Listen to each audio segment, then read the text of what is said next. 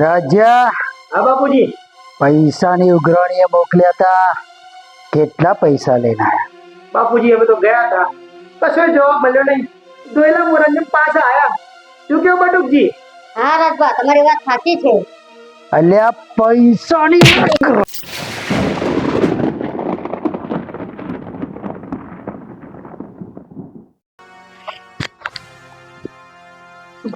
સમજી લે, તારું સ્થાન છે ને આ લખુભાના પગથિયે છે.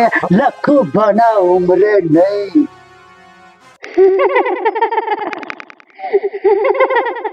એ નરાધમ પાપી, મારા ભક્તને રંજાડે છે.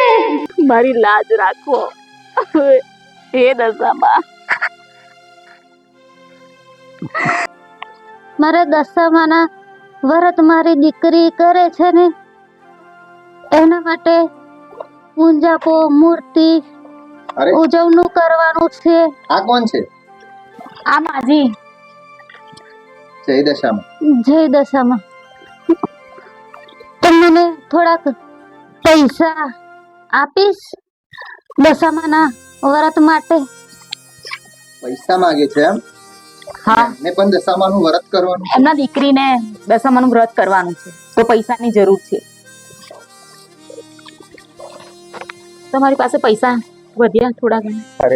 અરે અંજુ, મારી પાસે જે પૈસા હતા એ તો બજારમાં ખર્ચ થઈ ગયા. મેં તને આપ્યા હતા ને પૈસા. અરે હા.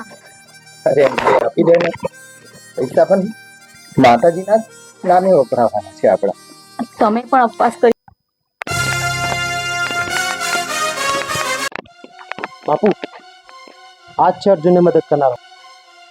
લખુબા, એ આજ છે, આજ છે.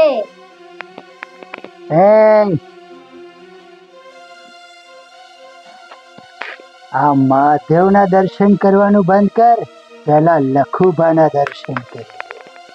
અરે ભાઈ, કોણ છો તમે લોકો અને મને શું લેવા રોકો છો?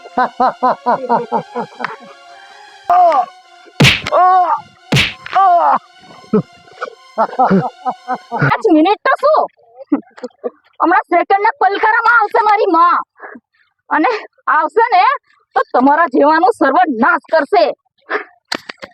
હે માં દશામાં, તો બોલાવીને તારી દશામાં ને